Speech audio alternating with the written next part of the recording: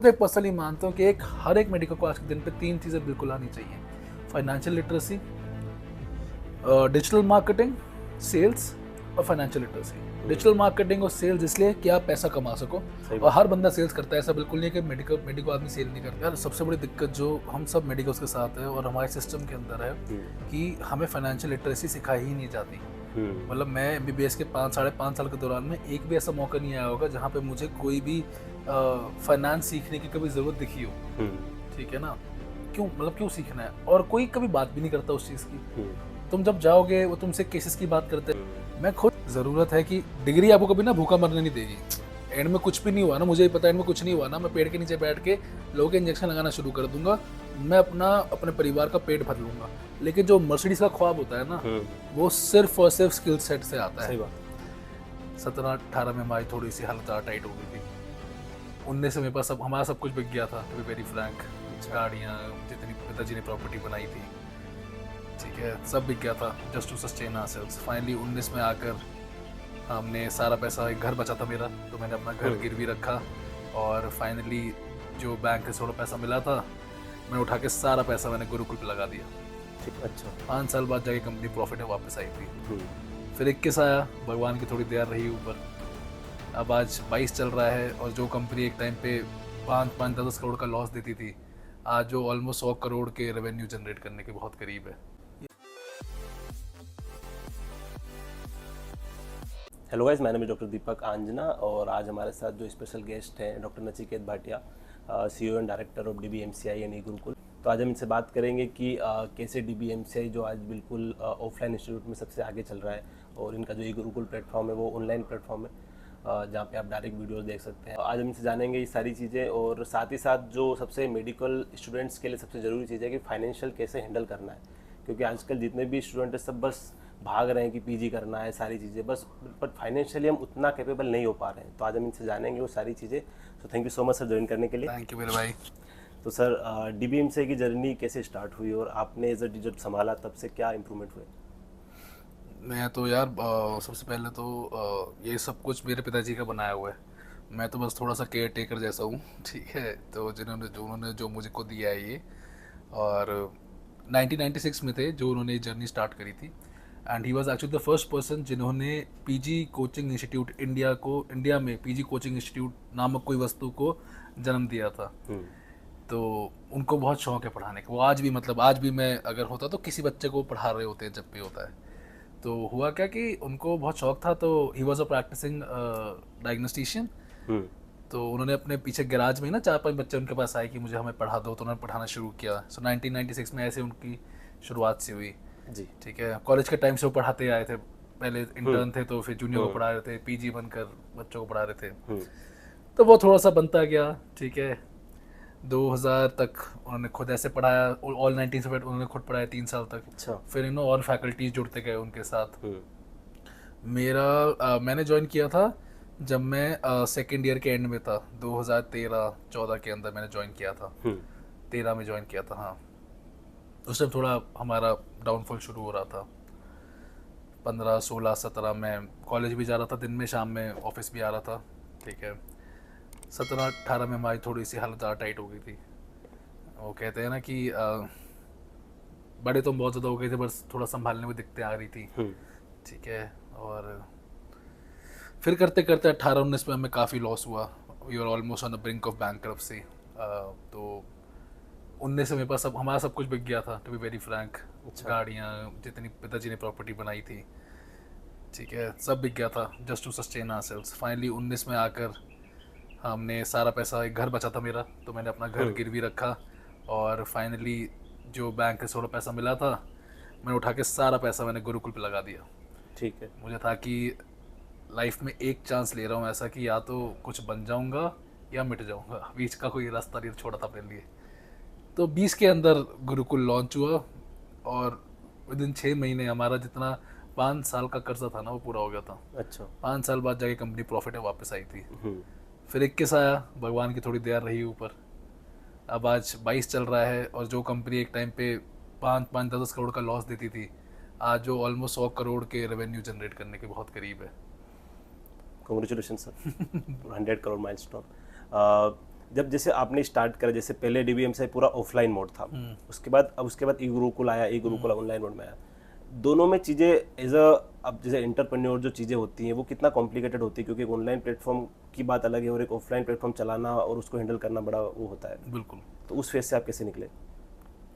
Offline platform के अंदर ना एक बहुत खास चीज़ होती है जो शायद मुझे हमेशा लगता है ऑनलाइन में मिसिंग होती है, वो है 1-to-1 कनेक्शन। अब आज इस साल हमारे लगभग 50 बैच बने हैं पूरे इंडिया के अंदर। आई थिंक सबसे ज़्यादा बने हैं किसी भी कोचिंग इंस्टीट्यूट के अंदर। हर फैकल्टी ने मुझे सिर्फ एक ही बात कही है कि हर फैकल्टी ने साथ में ना हर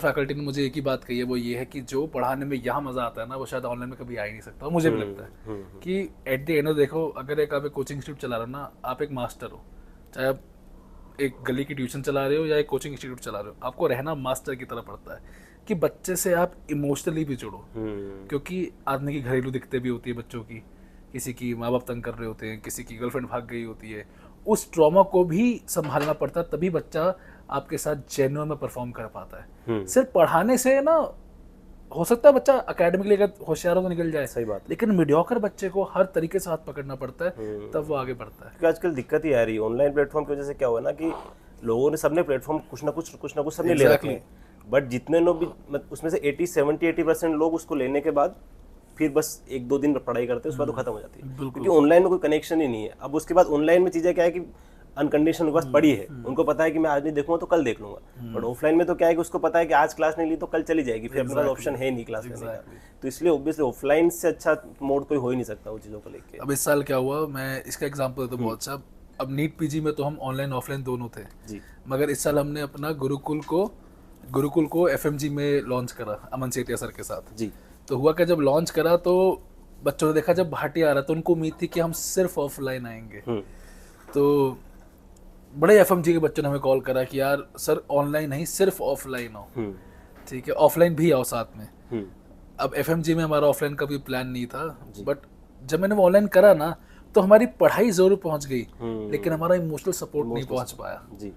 तो कहीं ना कहीं मुझे हमेशा लगता है कि जो ऑफलाइन में इमोशनल बच्चे का कनेक्ट बनता है ना वो सालों साल चलता है, पता है। ये बात आज भी बच्चे, मुझे तो 8 साल हो गए इस इंडस्ट्री में अभी, तो 8 साल पुराना, मतलब कि मैं तो पापा को देखता हूँ ना कि पापा कहीं भी जाते हैं तो बड़े बड़े कंसल्टेंट आके उनके पैर छू रहे होते हैं, क्योंकि उनसे पढ़ के गए होते हैं, क्योंकि वो आज सर को भी सर की तरह ही जानते हैं, गुरु की तरह जानते हैं। अदरवाइज आप क्या होता है, एक टीवी पे एक फेस हो आप, सही बात है, स्क्रीन पे फेस हो आप, बच्चा आपको देख रहा है, मिलोगे तो हाँ वो फैन मूवमेंट जरूर होगा, लेकिन वो कनेक्शन नहीं होगा कभी। आपने भी कभी देखा नहीं उसको, जैसे टीचर ने तो कभी देखा ही नहीं उस इंसान को, तो भले वो उसकी स्टूडेंट की साइड से तो हमेशा रहता ही, भले वो कहीं पढ़े, बट एक टीचर की साइड से, और जो टीचर की साइड से जो कनेक्शन रहता है ना वो कनेक्शन स्टूडेंट को हमेशा याद रहता है। अब यूँ तो ऑनलाइन में तो फिर वो चीज़ें बनी नहीं पाती, सारी चीज़ों कम्युनिकेशन गैप हो जाता है। वो यहाँ पे आपको पता होता है, जैसे आप क्लास में पढ़ा रहे होते हो ना कि ये बच्चा रैंक लाएगा, और जैसे उसके आखिरी ग्रैंड टेस्ट में वो नंबर गिरते हैं ना तो सबको पता चल जाता है कि यार ये कोई दिक्कत दे रही है, इसको कुछ दिक्कत आ रही है, तो सब लग जाते हैं कि हाँ बेटा बता क्या दिक्कत आ रही है तेरे को। हमें याद है एक मैंगलोर की हमारी स्टूडेंट हुआ करती थी, उसका नाम नहीं बताऊंगा, but she was a very very confident girl. Last grand test दिया, लड़की का बिल्कुल ही डिप्रेशन में चली गई। तो हमारे साथ रजत सर थे, तमीम सर थे, जिन्होंने उसको लड़की को इतना, मैं भी था पर्सनली, इतना सपोर्ट किया that she finally crack the exam 2020 के अंदर विद 14th रैंक। और वो लड़की थी जो हमारे ग्रैंड टेस्ट में भी 1000 से ऊपर चली गई थी, क्योंकि तुमसे वहाँ कुछ दिक्कत हुई उसके घर पे and she just simply lost it. Obviously, क्योंकि अगर आपका फैमिली सपोर्ट नहीं रहता उस समय, टीचर का सपोर्ट तो बहुत ज़्यादा जरूरी हो जाता है सारी चीज़ों को लेके। आपने जैसे कंपनी स्टार्ट करी है, आपने जब MBBS आप पढ़ाई कर रहे थे, ऑब्वियसली आपने जब कंपनी स्टार्ट करी तो आपको बहुत सारी चीज़ें फाइनेंशियली उस टाइम से पता चलने लग गई थी, क्या क्या हमको आगे जाके इशू आ सकते हैं एज अ मेडिकल स्टूडेंट भी, क्या क्या। तो आपके हिसाब से जो आजकल के जो मेडिकल स्टूडेंट्स जो पढ़ रहे हैं या फिर तो PG कर रहे हैं या जो PG कर चुके हैं, वो फाइनेंशियली कहाँ गलतियाँ कर रहे हैं? क्योंकि डॉक्टर्स सिर्फ गिने चुने ही आगे निकलते हैं, ज़्यादातर डॉक्टर्स वहीं नीचे ही रह जाते हैं या बस एक छोटी मोटी। बाकी आप दूसरी फील्ड में अगर देखते हैं, इंजीनियर्स हो या बाकी जो, वो हमेशा वो अपग्रेड करते रहते हैं, आगे जाते रहते हैं। तो फाइनेंशियली आप क्या देखते हो मेडिकल स्टूडेंट्स में? यार सबसे बड़ी दिक्कत जो हम सब मेडिकल्स के साथ है और हमारे सिस्टम के अंदर है कि हमें फाइनेंशियल लिटरेसी सिखाई ही नहीं जाती। मतलब मैं MBBS के 5-5.5 साल के दौरान में एक भी ऐसा मौका नहीं आया होगा जहाँ पे मुझे कोई भी फाइनेंस सीखने की कभी ज़रूरत दिखी हो, ठीक है ना। क्यों, मतलब क्यों सीखना है, और कोई कभी बात भी नहीं करता उस चीज़ की तुम जब जाओगे वो तुमसे केसेस की बात करते रहेंगे। एक हमारा बहुत ही क्लोज सर्कल होता है मेडिकोस का, सही बात है। हम उसी क्लोज सर्कल में वही बातें रिपीट पे करते जाते हैं। आज कौन सा केस आया, उसको क्या किया, वैसे क्या किया। वो अच्छा भी है, गलत नहीं है, मतलब ठीक है, बट बाहर दुनिया में क्या चल रहा है उसको हमें पता ही नहीं है। जब मैं फाइनली 17 में पूरा, जब 16-17 पूरा भर आया तो मुझे समझ में आया कि मैं आज 25-26 साल का हो रखा हूँ एंड मेरी फाइनेंशियल और वर्ल्ड नॉलेज जीरो है। अब होता क्या है यार कि 25-26 में आके तुम्हारे जो इंजीनियरिंग वाले दोस्त होते हैं वो 50-60 हज़ार महीना कमा रहे हैं, उनको सब पता है इन्वेस्टमेंट कहाँ करनी है, एफडी क्या है, आरडी क्या है, और क्या चीज़ें होती हैं। ठीक है, तुम एक दो बार कोई बहुत नौसिखिया सवाल पूछ लो कि भाई एफडी कैसे कराते हैं, तो लोग तुम पे हंसते हैं। सही बात है। तुम और क्लोज डाउन हो जाते हो। और फिर जब तुम किसी सीए के पास जाते हो वो तुम्हारा अलग बेवकूफ़ बनाता है, वो तुम्हें अलग घुमा देता है कि यार ऐसे नहीं तो ऐसे कर लो, वैसे कर लो, and you know huge bill start coming up, और तुम्हें लगता है कि यार शायद देते ही होंगे। अभी सरकार ने जब होम्योपैथी इंट्रोड्यूस करी थी ना 7 दिन की, I wrote a strict letter to the government कि भैया instead of doing this thing, I have as an entrepreneur has gone through this fact कि मुझे ना दुनिया में क्या चल रहा है मुझे पता ही नहीं है। सही बात। तो तुम उस 7 दिन में हमें वो चीज़ सिखाओ ना, तुम हमें वो चीज़ सिखाओ जैसे कि आप फाइनेंस सिखाओ हमें 7 दिन के लिए। सही बात। बताओ तो सही कि पैसा आ रहा है तो इन्वेस्ट कैसे करते हैं। इन्फ्लेशन 8% है, एफडी 6% दे रही है, तो क्या एफडी पे लगाना ठीक है? सही बात है। ठीक है, लोग समझते हैं कि ये हमें पता होगा, लेकिन पता कैसे होगा, हमें कोई नहीं बता रहा। किताबों से ही नहीं निकलते हैं सारी एमबीबीएस की पूरी लाइफ। और हमारी लाइफ की पता है क्या है, हमें हर बार एक एकेडमिक ग्रोथ ही सक्सेस का दरिया बताया जाता है कि आज अगर आपने यूजी कर लिया, अब आप पीजी में अगर आपको मेडिसिन एक अच्छे अस्पताल में मिल गई तो आपने जिंदगी में बहुत अच्छा किया। ऐसा नहीं है। उस मेडिसिन को यूज करने के तरीके तो बताओ। जब मैं बाहर निकलूंगा मुझे कॉर्पोरेट अस्पताल में आकर इंटरव्यू देना है, इंटरव्यू कैसे देना है, ठीक है, अपना जब मैं पैसा कमा लूंगा, जब मैं पैसा लेने जाऊंगा तो मुझे कैसे उस पैसे को इन्वेस्ट करना है, क्या तरीके है पैसे कमाने के, वो एक इतना बड़ा तरीका है, इतना बड़ा स्कोप है जो मैं नहीं बताया जा रहा। मैं खुद एक पर्सनली मानता हूँ कि हर एक मेडिकल को आज के दिन पे 3 चीज़ें बिल्कुल आनी चाहिए: financial literacy, digital marketing, sales और फाइनेंशियल लिटरेसी। डिजिटल मार्केटिंग और सेल्स इसलिए कि आप पैसा कमा सको, और हर बंदा सेल्स करता है, ऐसा बिल्कुल नहीं है कि मेडिको आदमी सेल नहीं करता। आदमी जब एक बार इंटरव्यू देने जाता है वो अपने आप को वहाँ पे खड़े होकर उस पोजीशन के लिए बेचता है कि इस पोजीशन के लिए मैं बेस्ट क्यों हूँ। ठीक है, और फाइनेंशियल लिटरेसी ताकि आप जो पैसा कमा रहे हो उसको मैनेज कर सको। हमारे साथ एक बहुत बड़ी दिक्कत हुई थी, ठीक है, हम अपने कमाए हुए पैसे को मैनेज नहीं कर पाए, तो वो कब खर्चता चला गया ना हमें समझ में ही नहीं आया। और दुनिया इतनी फास्ट मूविंग होती है, लाइफ इतनी फास्ट मूविंग होती है कि वो लाइफस्टाइल जब बन जाता है ना कि इसी होटल में जाना है, इसी रेस्टोरेंट पर जाना है, तो डेली बेसिस का पैसा वो जाने के बाद फिर समझ आता है कि हाँ, डॉक्टर्स तो एक ऐसी फील्ड है ना कि सक्सेसफुल तो सारे डॉक्टर्स हैं। अगर आप फाइनेंशियली देखो तो हर इंसान 1 लाख के आसपास ही कमा रहा है ना। इंडिया में दूसरी किसी फील्ड में देखो इतने लोग तो नहीं कमा रहे। इंजीनियर का हम बोलते हैं बट उसमें भी टॉप ही है, ज़्यादातर तो लोग बेरोजगार घूम रहे हैं। तो ज़्यादातर डॉक्टर सक्सेसफुल है, उसके बावजूद भी वो ऊपर ग्रोथ नहीं कर पाते हैं, पैसों से पैसा बनाना नहीं सीख पा रहे हैं। तो ये आपने बहुत अच्छी बात करी कि एक मेडिकल करिकुलम में चीज़ें एड ऑन होनी चाहिए। बिल्कुल होनी चाहिए। हमें दुनिया से लड़ना सिखाना चाहिए। सही बात है। हमारे जो, और दूसरी बात है पता है, लोग इसका मजाक उड़ाते हैं, क्या ज़रूरत है सर, ज़रूरत है।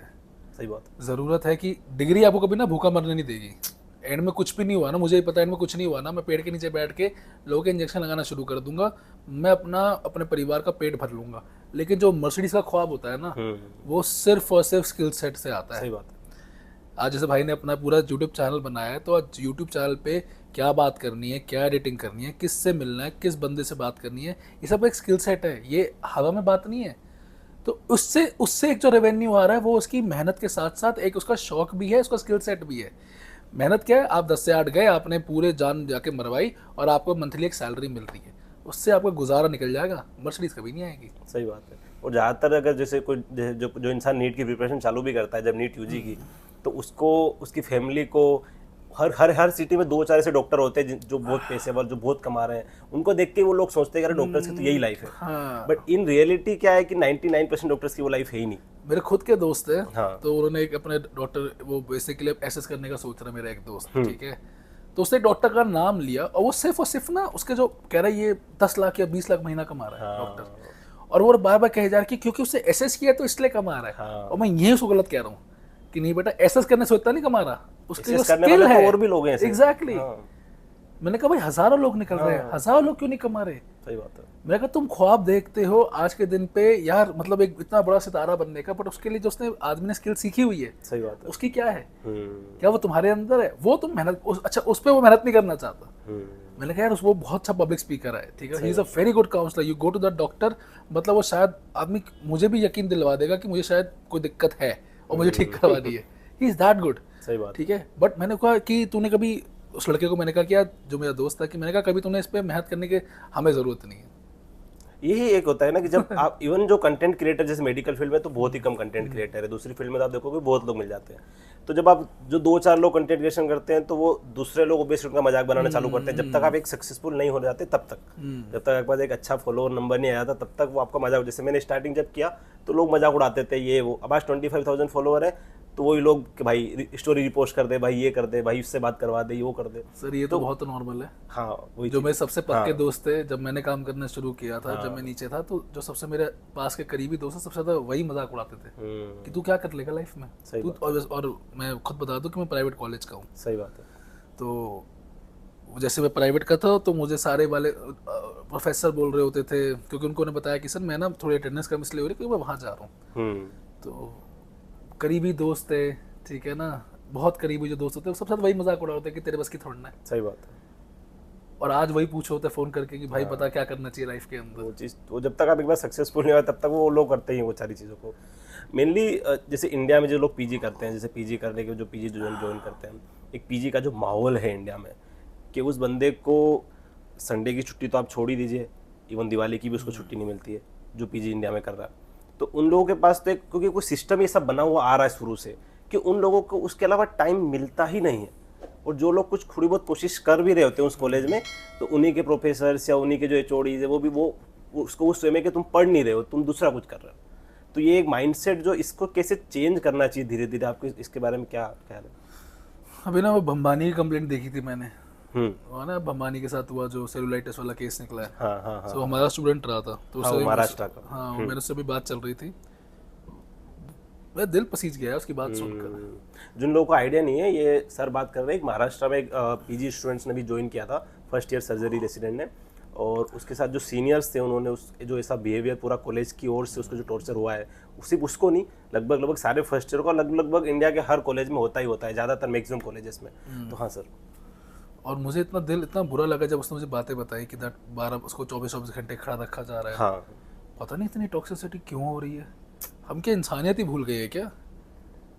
हम इतना, मुझे लगता है पावर का इतना नशा हो जाता है थोड़ा सा भी सीनियर बनते ही कि लोग ना नीचे वाले को इंसान समझना ही बंद कर देते हैं। सही बात है। मेरी सबसे रिक्वेस्ट है यार, प्लीज़ ऐसा मत करो, बल्कि ये नहीं होना चाहिए। और यही मैं तो समझा रहा हूँ कि डॉक्टर की दूसरी कमी पता है क्या, डॉक्टरों की नेटवर्किंग बहुत खराब है। डॉक्टर को ना समझ में नहीं आता है, वो उसके बंदे के पास जाता है जिनको उनसे आज काम होता है, वो ये नहीं सोचते कि सबसे दोस्ती बनानी पड़ेगी क्योंकि कल कोई भी बंदा काम आ सकता है। और आपके जो करंट नीचे ऊपर लोग हैं ना, वही है जो आपके बाद जाके पक्के नेटवर्क है। आज मुझे कोई दिक्कत होती है ना, जो मेरे सारे कॉलेज के दोस्त थे, मैं उनको एक कॉल करता हूँ कि हाँ यार मुझे उस जगह पे ये काम है, तो वो ना बेझिझक वो काम करते हैं मेरे लिए, और सेम मैं उनके लिए करता हूँ। कि नॉर्मली मेरे यहाँ अपॉइंटमेंट लेना थोड़ा मुश्किल होता है, मगर अगर मैं कॉलेज को दोस्त कहते हैं ना ये बच्चा आ रहा है इसको देख लियो, तो डायरेक्टली एंट्री होती है उसके लिए। क्यों? क्योंकि यार एक बॉन्ड होता है, वो नेटवर्क है। क्यों अपने जूनियर के साथ ऐसा कर रहे हो कि कल के दिन पे वो तुमसे इतनी नफरत करने लग जाए कि कभी शायद बॉन्ड बन ही ना पाए। और वरना दुश्मन क्यों बनाने दुश्मन यार? पीजी बन गए हो, you are a professional now, everybody should be a friend at the end of the day, everybody that you find. जब बाहर निकलोगे तो मुझे समझ में आएगा नेटवर्किंग की कितनी ज़्यादा वैल्यू है। मैं आज लोगों को समझा नहीं पाता इस चीज़ की, but network is basically your network. सही बात है। जितने लोगों को ज़्यादा जानते हो उतना ज़्यादा तुम्हारा काम आसान होता जाएगा। क्योंकि आपके पास अगर पेशेंट्स रेफरल भी आएंगे तो आपके दोस्तों के थ्रू ज़्यादा आएंगे ना, अगर आप जानते हैं जानने वाले लोगों के थ्रू ज़्यादा चीज़ें आएंगी। अब ये चीज़ जैसे मैंने अभी कुछ लोग जो बाहर कर रहे हैं पीजी वगैरह, उनसे जब बात करी इन चीज़ों को लेके, तो एक इंडिया में चलो रिस्पेक्ट का एक तरीका है, वो हमेशा से वो हर फील्ड में जब बड़ों को रिस्पेक्ट देते ही देते हैं, तो इंडिया में भी चलो रिस्पेक्ट में उसमें कोई दिक्कत भी नहीं है कि अगर इंसान को रिस्पेक्ट देना चाहे और लेना चाहे तो उसमें कोई दिक्कत नहीं। बाहर कंट्री में आप एज अ कंसल्टेंट को भी एज अ नाम से बुलाते हैं, तो वहाँ पे इतना फ्रेंडली कल्चर हो जाता है। इंडिया में जैसे मैंने जब इंटर्नशिप करी, मैं मतलब रेसिडेंट्स की हिम्मत नहीं होती है कंसल्टेंट को कॉल करने की, अगर इवन किसी इमरजेंसी केस में, तो फिर आप क्यों कंसल्टेंट हो फिर आप उसके ऊपर? अगर आपका रेसिडेंट या आपके इंटर्न अगर आपको कॉल करने की हिम्मत नहीं कर पा रहे हैं कि सर ये इमरजेंसी केस आया है, इसको क्या कुछ कर सकते हैं, तो फिर वो कम्युनिकेशन ही नहीं है ना दोनों के तीनों के बीच में सारा चीज़। यहाँ पे खौफ का हाँ। खौफ ही तरीका माना जाता है कुछ भी चीज़ को लाइन पे लाने का। बिल्कुल। प्यार की अहमियत है नहीं ना, तो कुछ कर नहीं सकते। एक दिन एक जनरेशन ऐसी आनी चाहिए, जैसे आज भंबानी के साथ हुआ है। कल मैं मानता हूँ कि कल जब भंबानी की न्यू जनरेशन आएगी, JR2 जब वो बनेगा, JR1 आएगी, he can bring a change. सही बात है। But if he does the same thing, then that trend continues. वो उसी लिए ट्रेंड कंटिन्यू होता है, क्योंकि हर फर्स्ट ईयर को ऑब्वियसली प्रॉब्लम ही लगता है ना कि यार ये परेशान कर रहे हैं, बट वो जब सेकंड ईयर में जाता है तो उसमें से 99% तो भूल जाते हैं। वो सेम चीज़ करते हैं। वो सेम चीज़ करते हैं कि हमारे साथ हुआ है तो हम भी करेंगे। हाँ। वो वाली चीज़ है। तो ये चीज़ तो ऑब्वियसली होना चाहिए, क्योंकि इसकी वजह से बहुत सारे ऐसे लोग हैं जो पीजी नहीं करना चाह रहे, बोले कि यार हमसे हम 3 साल नहीं झेल पाएंगे इतनी टॉक्सिसिटी को लेके साथ, वो सारी चीज़ें। तो अभी जैसे आपने ई गुरुकुल जब स्टार्ट किया, और ये गुरुकुल ऑनलाइन प्लेटफॉर्म है, ऑलरेडी इंडिया में नीट पीजी के लिए, एफएमजी के लिए ऑनलाइन प्लेटफॉर्म ऑलरेडी चल रहे हैं, तो वो भी आपके कॉम्पिटिटर्स हैं सारे। आप अपने कॉम्पिटिटर्स, क्योंकि एक एंटरप्रेन्योर के लिए कॉम्पिटिटर से सीखना भी बहुत जरूरी होता है, बिल्कुल। तो आप अपने कॉम्पिटिटर से क्या सीखते हैं और क्या चीज़ें इंप्रूव करते हैं अपने आप में? एक बात तो डॉक्टर दीपू की मानूंगा, जब मैरो हमारे इंडस्ट्री को ना, हमारी इंडस्ट्री ना इससे पहले वो काफ़ी अनऑर्गेनाइज थी, चाहे डैम्स हो चाहे भाटिया हो। तो कोई बच्चा जब हमारे पास आता था, हम कहते थे बेस्ट फैकल्टी आएगी, कौन आएगा हम नहीं बताते थे, फीस हम अपनी मर्जी की चार्ज करते थे, क्या कौन सा क्यू बैंक है क्या है कुछ नहीं बताते थे हम लोग। मैरो ने एक्चुअली लाके हमारी इंडस्ट्री पे एक ट्रांसपेरेंसी लेकर आया, जिसकी मैं बहुत दाद देता हूँ हर जगह पे।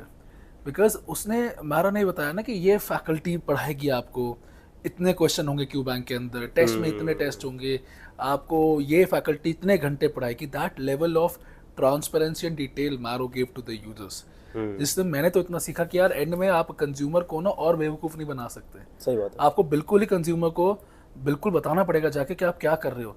शायद मैंने वो सारी टेक्निक्स वहाँ से सीख कर अपने ऑफलाइन में लगाई। जी सर। कि आप किसी में हमारे ऑफलाइन सेंटर में चले जाओ तो वहाँ पे सब कुछ हम पहले से बता के रखते हैं कि ये चीज़ है, आप जो खरीद रहे हो ना आपको पता होनी चाहिए कि सही गलत क्या है, और जब पता है तो उसके बाद खरीदो। ये चीज़ तो मैं खुद मानता हूँ कि मैंने मैरो से सीखी है सारी की सारी। End of course it's a beautiful platform यार। ठीक है, इतना मुझे पता है कि 2018 में marrow was sold to M3, जो जापानीज इन्वेस्टर्स थे ना, तो उनके पास बहुत अच्छा है कि पैसा बहुत ज़्यादा है। मैं बूटस्ट्रैप्ड हूँ। बहुत बार बच्चे मुझे मैसेज डालते हैं कि सर आपकी ऐप मैरो जैसी नहीं है, आपकी ऐप मैरो जैसी नहीं है। हाँ, सुनना पड़ता है, कंज्यूमर कुछ ही बोलेगा, बट मुझे पता है ना कि tech is a very very expensive affair, very expensive affair.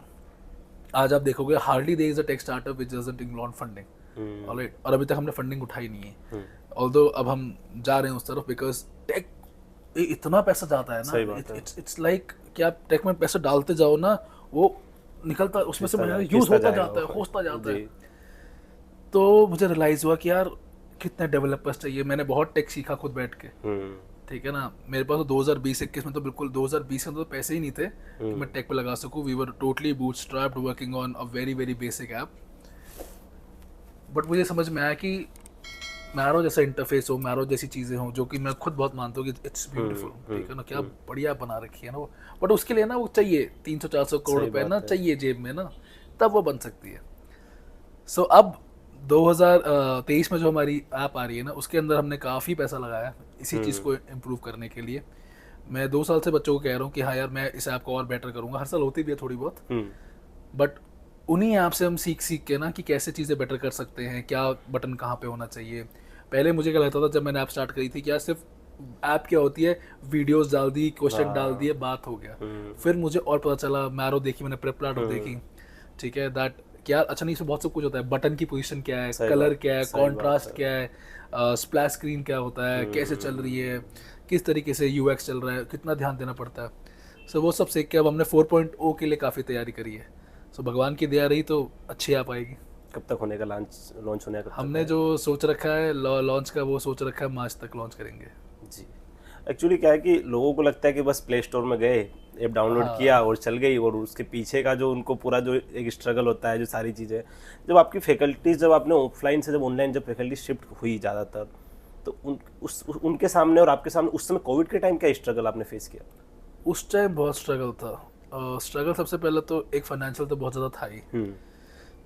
दूसरा स्ट्रगल था यार, सिस्टम्स होता है ना। अब बेसिकली क्या होता है, ऐसे हम थे कोचिंग वाले। अब कोचिंग में क्या होता है, कोचिंग में रनिंग वो होती है बेसिकली, रनिंग हमेशा इन्वेस्टमेंट होती है। आपने बैच स्टार्ट किया, बच्चों ने फीस दी, उसी फीस से आगे बैच कंटिन्यू हो जाएगा। लेकिन टेक में क्या होता है, टेक में ना इनिशियल इन्वेस्टमेंट बहुत हैवी होती है। जैसे कैमरा हो गया, आज फॉर एग्जांपल कैमरा है, स्टूडियो है, सेटिंग है। उस टाइम पे मैं और प्रेप के मैं स्टूडियो देखता था, क्या प्यारे बने होते थे, और मेरे थे बिल्कुल ही बेसिक, और हम लोग बिल्कुल जुगाड़ पे चल रहे थे। तो अगर 1.2 की वीडियो देखोगे ना, हमने तो बेसिकली 720p पे कराई थी, क्योंकि हमारे पास जो कैमरा थे ना वो इतने नीचे वाले थे कि वो 720p ही हो सकता था। ठीक है ना, मैंने लिटरली बहुत मार्केट से पैसा उठाया था कि मैं 1080 के कैमरे खरीद सकूं, और मैंने कुछ फैकल्टी को वो कैमरे पहुंचा पाया था उस टाइम पे, और हमने अपने एक बेसिक से स्टूडियोज के अंदर रिकॉर्डिंग करी थी। सो मुझे रियलाइज हुआ कि यार अब अपने इस चीज़ में भी बहुत ज़्यादा इन्वेस्टमेंट की ज़रूरत है। टू माइक हो गया, वो साउंड सिस्टम वगैरह हो गया, उसके अंदर बहुत ज़्यादा ज़रूरत है आपको। सही बात है। अब पहले हम इतना कभी ध्यान देते नहीं थे, बिकॉज हमारे छोटे कोई ज़्यादा खास नहीं होता, बट ऐप में बहुत ज़्यादा ज़रूरत थी। सो और फैकल्टीज़ ने भी कहा कि यार अगर अच्छी क्वालिटी की चीज़ें बनानी है तो आपको ये सब कुछ चाहिए होगा। सो 2020 में भी लर्न दैट कि दैट जुगाड़ से काम नहीं होगा, अब आपको एक प्रॉपर सेटअप चाहिए। तो 21 वाली हमारी जो वीडियोस बनी थी ना, उसमें हमने काफ़ी इन्वेस्टमेंट की थी उसके अंदर। प्लस फैकल्टीज़ को भी आइडिया हो गया था कि कितना पढ़ाना है। पहले क्या होता था कि जब आप ऐप बनाते हो तो ऐप के अंदर जब कोचिंग होती है तो कोचिंग में क्या होता है, कोचिंग में फैकल्टी स्टूडेंट्स के साथ पढ़ता है, तो उसे पता है कि यार ये जो 4 इंपॉर्टेंट टॉपिक नहीं तो नहीं पढ़ाता। लेकिन ऐप में ऐसा नहीं है, ऐप पे स्टूडेंट बात नहीं कर सकता, सब कुछ पढ़ाना है, आपको सब कुछ पढ़ाना पड़ेगा। तो हमारी फैकल्टी जो इतने सालों से पढ़ाई थी, उनको आदत नहीं थी कि ये 4 टॉपिक तो अनइम्पोर्टेंट है, क्यों पढ़ाने। सही बात है। यहाँ पे उन्होंने वो भी डिमांड करा। सो जो पहले 70-50 घंटे का लेक्चर होता था ऑफलाइन में, वो यहाँ पे 100 घंटे का हो गया। सो कंटेंट इस तरीके से बढ़ जाता है, स्टूडेंट को थोड़ा सा एक्सेसिबल लगता है, but I think that's the need of the hour today. हाँ, वो तो आपको चीज़ों के साथ साथ आपको बढ़ना ही पड़ता है, टाइम के साथ साथ अगर आप डेवलप नहीं करोगे तो चीज़ें हो ही नहीं पाती है उस टाइप को लेके। तो जो अभी जो करंट जो स्टार्टिंग जो मेडिकल स्टूडेंट्स अपनी जर्नी स्टार्ट कर रहे हैं, जो अभी जो फर्स्ट या सेकंड ईयर में है, जो मतलब कॉलेज लाइफ जिनकी चल रही है, उनको आप क्या सजेशन देना चाहते हो? हमने एक प्रोडक्ट बनाया है कॉन्सेप्ट वीडियोस करके, स्पेशली नए फर्स्ट ईयर स्टूडेंट्स के लिए। मैं खुद 200 कॉलेज गया हूँ इस साल लास्ट 6 महीने के अंदर, उस चीज़ को प्रमोट करने के लिए, लेक्चर्स लेने के लिए, उसके लिए। तो उसमें क्या है, अश्विनी कुमार सर जो हमारे एनाटॉमी वाले हैं, तो मैं 2021 से बैठा हुआ था उनके साथ। तो मेरी बात चल रही थी उनसे कि आज के दिन पे ना फर्स्ट ईयर को कोई पढ़ा नहीं रहा। 40 घंटे की एनाटॉमी पढ़ा रहे हैं तीनों, हम डैम्स, प्रेप, मैरो, सब वही 40 घंटे की एनाटॉमी पढ़ाते हैं। शुरुआत करते किससे, हेड एंड नेक से। हेड एंड नेक से ज़्यादा मुश्किल टॉपिक नहीं पूरी एनाटॉमी के अंदर, बच्चा वही लटक लेता है। और अगर कभी फर्स्ट ईयर का बच्चा सीखना चाहे भी ना, तो 40 घंटे की रट्टाफिकेशन वाली एनाटॉमी लेते हैं, उसके मुंह में ठूस देते हैं, सही बात, रट इसको, वो जिंदगी भर एनाटॉमी से नफरत करता है। हमने एक चीज़ बनाई कॉल्ड कॉन्सेप्ट वीडियोस, जिसपे हमने लाइन टू लाइन पढ़ाया है, from grace, BDC, Harper and Guyton, और बनाई है फर्स्ट ईयर के स्टूडेंट के लिए कि अगर तुझे सारे कॉन्सेप्ट के लिए स्टार्ट करना है ना, जिसकी शुरुआत हम किससे कर रहे हैं, व्हाट इज एनाटॉमी से, तो तुझे ये वीडियोस देखनी चाहिए कि फर्स्ट ईयर अगर तेरा स्ट्रांग हो गया तो तेरा क्लिनिकल ऑटोमेटिकली स्ट्रांग रहेगा। और ज्यादातर मेडिकोस का एनाटॉमी वीक ही रहता है। अरे बच्चों को लगता है कि मेडिसिन अलोन इज मेडिसिन, उनको कौन समझाए कि भाई physio plus pharma in a clinical setting is called medicine. सही बात है। और आने वाले टाइम पे जब नेक्स्ट आएगा तो ऐसा बिल्कुल भी नहीं है कि फर्स्ट सेकंड ईयर की वैल्यू खत्म हो जाएगी, बट 10 गुना ऊपर हो जाएगी। पूछो कैसे? पहले क्या होता था, 2020 तक जब 300 सवाल थे, ठीक है, 2020 तक एनाटॉमी के थे 17 सवाल। 17 सवाल के बाद 18वें सवाल से मेडिसिन नहीं आती, सॉरी एनाटॉमी नहीं आती थी। सही बात है। ठीक है, और एनाटॉमी का पैटर्न क्या होता था, single liner, Broca's area is responsible for. आज के दिन पे anatomy can be a part of all the 540 MCQs in the next, क्योंकि ऊपर से आपको देंगे क्लिनिकल, एंड में आपको दे देंगे सिंगल लाइनर होगा फर्स्ट सेकंड ईयर से। सही बात। और आप ट्रम्प रह जाओगे कि यार मैंने क्लिनिकल तो समझ में आ गया, अब इसे रिलेट कैसे करूं। सो फर्स्ट सेकंड ईयर की वैल्यू 10 गुना ऊपर बढ़ेगी नेक्स्ट में आते ही, आप देख लेना सारे। सर नेक्स्ट की बेसिक्स क्या क्या अभी तक इन्फॉर्मेशन आई है नेक्स्ट के बारे में? यार नेक्स्ट जो बेसिकली मेन कॉम्पिटिटिव एग्जाम होगा ना, वो होगा 540 MCQ का, 3 दिन होंगे, 6 पार्ट होंगे, हर दिन 2 पार्ट होगा, pre lunch and post lunch.